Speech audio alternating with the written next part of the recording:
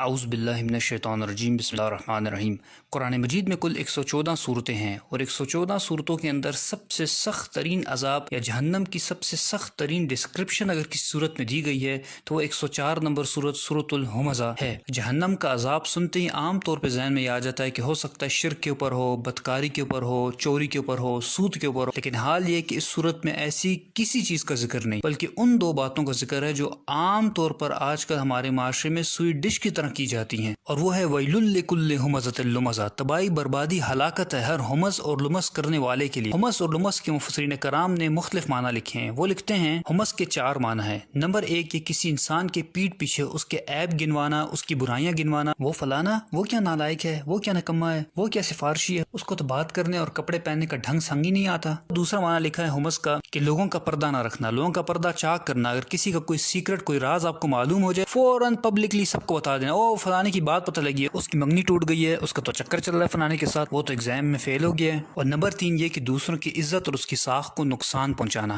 اگر کسی محفل میں کسی کی تعریف ہو رہی ہو تو فوراً سے اس شخص کی کوئی ایسی برائی بیان کر دینا جس سے اس کا امپریشن اس محفل کے اندر خراب ہو جائے۔ یعنی اگر لوگوں کے دلوں میں اس انسان کے لیے محبت ہو، عزت ہو، تو صرف حسد کی بنیاد پر کہ لوگ میری تعریف کیوں نہیں کرے، میرے بچوں کی تعریف کیوں نہیں کرے، اس انسان کی مخالفت شروع کر دینا اور جھوٹی سچی لگا کر لوگوں کے دل اس سے برے کر دینا۔ علامہ آلوسی رحمۃ اللہ لکھتے ہیں کہ جس وقت یہ 3 کام ہوں گے تو اس کا رزلٹ وہ چوتھا کام نکلے گا، اور وہ چوتھا کام کیا ہے؟ الکسر، یعنی توڑنا۔ ان تینوں کاموں کا نتیجہ یہ نکلے گا کہ پھر بعض اوقات رشتہ داری ٹوٹ جائے گی۔ جب آپ ایک انسان کی ہر وقت عیب بیان کریں گے، اس کی کسی برائی پہ پردہ نہیں رکھیں گے، لوگوں کے سامنے ہر وقت اس کا امپریشن خراب کریں گے، تو اس کا خود بخود رزلٹ یہ نکلے گا کہ وہ انسان آپ سے اٹھنا بیٹھنا چھوڑ دے گا اور اس کا سارا گناہ آپ کے اوپر آئے گا۔ چنانچہ رسول اللہ صلی اللہ علیہ وسلم نے ایسے لوگوں کے بارے میں ارشاد فرمایا، مسلم احمد کے اندر حدیث شریف ہے، شرار و عباد اللہ، اللہ کی مخلوق میں سب سے بدترین انسان کون ہے؟ المشاؤون بالنمیمہ، جو لوگوں کی پیٹھ پیچھے ان کی برائیاں بیان کرتے ہیں، ان کی چغلیاں کرتے ہیں، والمفرقون بین الاحبہ، اور آپس میں محبت کرنے والوں کے درمیان نفرتیں پیدا کرتے ہیں، ان کے دلوں کو برے کرتے ہیں ایک دوسرے سے برائیاں کر کر کر، والباغون البراء اللعنت، اور بے گناہ اور معصوم لوگوں کو بدنام کرنے کی کوشش کرتے جن کا کوئی قصور نہیں ہوتا، فضول میں ان کی طرف اس قسم کی نسبتیں کرتے ہیں جو کام انہوں نے نہیں کیے ہوتے۔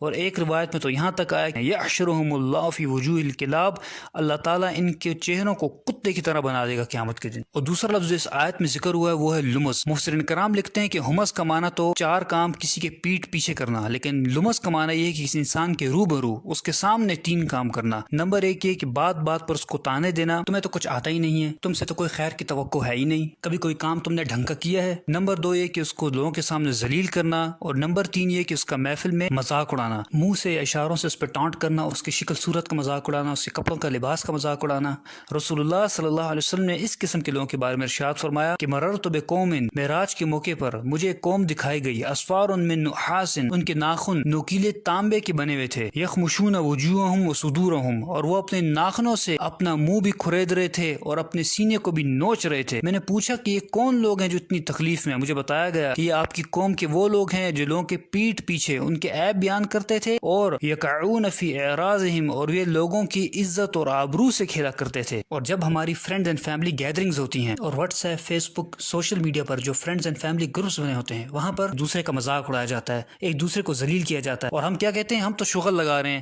ہم تو کٹ لگا رہے ہیں، لیکن ہمیں اس بات کا بالکل احساس نہیں ہوتا کہ ہم کس طریقے سے ایک انسان کا دل دکھا رہے ہیں، اس کی دل آزاری کر رہے ہیں، اس کا مذاق اڑا رہے ہیں، اس کو ذلیل کر رہے ہیں محفل میں، اور جانتے ہیں کہ اگر آپ ایسا کر رہے ہیں تو آپ کا انجام کیا ہوگا۔ ایسے لوگوں کے بارے میں رسول اللہ صلی اللہ علیہ وسلم نے ارشاد فرمایا کہ ان لوگوں کو جہنم کی ایک وادی میں ڈالا جائے گا جس وادی کا نام ویل ہے، ویل واد فی جہنم، یہ جہنم کی ایک وادی ہے، تعوذ منہ جہنم، اور یہ اتنی خطرناک اور گرم ترین وادی ہے کہ خود جہنم اس سے پناہ مانگتی ہے، کل یوم 70 مرہ، 70 دفعہ جہنم خود پناہ مانگتی ہے اس وادی سے کہ یا اللہ مجھے اس سے پناہ میں رکھ۔ ایسے لوگوں کو اس وادی میں اللہ تعالیٰ ڈالے گا۔ اور امام راضی رحمۃ اللہ لکھتے ہیں کہ یہاں جو ذکر ہوا ہے ویل کا، یہ ویل بیسکلی کیا ہے؟ یہ بدوائیہ کلمات ہیں، اور یہ کس کی طرف سے ہیں؟ جب آپ کسی انسان کی عزت ساخ کو نقصان پہنچاتے ہیں، اس کا مذاق اڑاتے ہیں، تو جو اس کی دل و آزاری ہوتی ہے اور وہ جو دل سے بدوا نکلتی ہے، یہاں اس کا ذکر ہے۔ دوسرا معنی وہ لکھتے ہیں کہ یہاں ویل سے مراد ہے کہ اللہ تعالیٰ آپ کو بدوا دے رہے ہیں، آپ یہ کام کر رہے ہیں، ویل لکل ہمزۃ لمزہ، آپ سوچ لیں کہ اللہ تعالیٰ فرما رہا ہے کہ تو تباہ برباد ہو جائے، تو اس قسم کے کام کرتا ہے، تو ایسے انسان کو کیا دنیا میں ملنے والا ہے اور کیا آخرت میں ملنے والا ہے۔ اور اب یہاں اس نفسیات کو بھی سمجھ لیجئے کہ یہ کام کر کرتے کون لوگ ہیں؟ تو اس آیت میں آگے اللہ تعالیٰ نے فرما دیا الذی جمع مالا وعددہ یحسب ان مالہ اخلدہ، وہ لوگ جو مال جمع کر کر کے رکھتے ہیں اور سمجھتے ہیں کہ ان کا مال باقی رہے گا۔ یعنی کیا معنی ہوا؟ معنی یہ ہوا کہ وہ لوگ جو آپ کے فرینڈز فیملی سرکل کے اندر آپ کے مقابلے میں اسٹیٹس میں زیادہ ہیں، تعلیم میں زیادہ ہیں، مال و دولت میں زیادہ ہیں، ان کا بیک گراؤنڈ زیادہ مضبوط ہے، تو پھر ایسے لوگ خود بخود اپنے آپ کو سپیریئر سمجھتے ہیں۔ جب یہ سپیریئر سمجھتے ہیں تو پھر یہ آپ کو حقیر سمجھتے ہیں اور آپ کو ذلیل کرتے ہیں، آپ کا مذاق اڑاتے ہیں۔ اور معذرت کے ساتھ ان لوگوں سے زیادہ قصور ان لوگوں کا ہے جو لوگ ان کے اندر گھسے بیٹھے رہتے ہیں ہر وقت، جو ان کو ہر چیز میں اپنا بڑا بناتے ہیں۔ جب یہ لوگ ان کو بڑا بناتے ہیں تو ان کو موقع ملتا ہے کہ اس قسم کے کام کرتے ہیں۔ اور امام رازی رحمۃ اللہ علیہ ان پالشی اور چاپلوس قسم کے لوگوں کے بارے میں لکھتے ہیں کہ جس وقت ان امیر لوگوں سے یہ اٹھ کر جاتے ہیں تو یہ امیر لوگ ان کے پیچھے بھی ہنستے ہیں، اور یہی ان کی سزا کے لیے کافی ہے۔ اور یاد رکھیں کہ یہ دنیا میں سزا ہے، لیکن آخرت میں ان کو بھی اتنی ہی سزا ملے گی جتنا کہ مذاق اڑانے والے امیر لوگوں کو سزا ملے گی۔ اور آخر میں اللہ تعالیٰ سے دعا ہے کہ اللہ تعالیٰ ہمیں زبان کے شر سے بچائے، اور اب تک جو بھی زیادتی ہم سے ہوئی اللہ تعالیٰ اس میں معاف فرمائے اور ہمیں سچی توبہ کرنے کی توفیق عطا فرمائے۔ سب سے دو درخواستیں ہیں، ایک دو نفل پڑھیں اور اللہ تعالیٰ سے معافی مانگیں، دوسرا ان حدیث کو زیادہ سے زیادہ آگے پہنچائیں تاکہ آپ کا بھی صدقہ جاریہ بنے، ہمارا بھی۔ جزاک اللہ خیر۔